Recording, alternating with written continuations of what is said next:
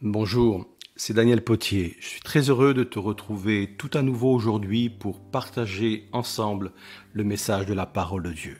La lecture que nous allons faire se trouve dans l'évangile de Matthieu au chapitre 16 et les versets 13 et 14. Voilà ce que nous découvrons.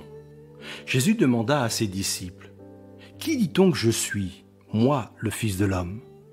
Ils répondirent : « Les uns disent que tu es Jean-Baptiste, les autres Élie, les autres Jérémie ou l'un des prophètes.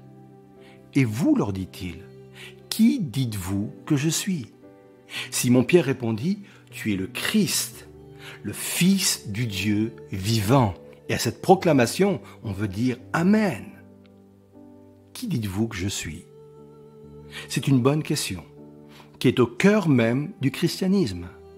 On ne peut pas se contenter d'avoir juste une opinion sur Jésus.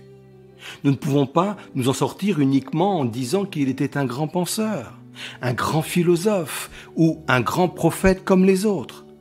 Non, il est ce qu'il disait être, à savoir le Messie, le Fils de Dieu, et c'est pour cette raison qu'il a été crucifié. Mais c'est également pour cette raison que Dieu l'a ressuscité d'entre les morts et qu'il l'a élevé, comme le dit la Bible, au-dessus de tout nom. Avoir cette révélation de qui est Jésus est très important. Ça me permet de croire en celui dont le nom est au-dessus de tout nom. Mais qu'est-ce que cela veut dire concrètement ? Qu'est-ce que cela peut m'apporter à moi personnellement ? Vois-tu, toute chose a un nom. Chaque individu a un nom. Chaque maladie a un nom. Chaque péché a un nom. Chaque problème a un nom. Et la Bible dit que le nom de Jésus est au-dessus de tous ces noms-là.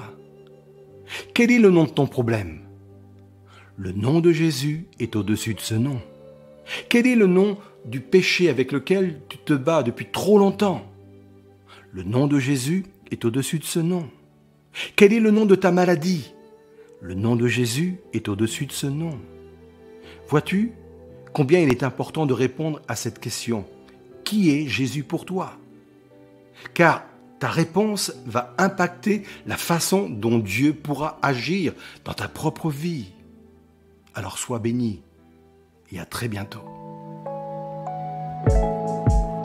Si cette méditation t'a encouragé, pense à la partager autour de toi. Pour nous retrouver chaque jour, abonne-toi et active la cloche.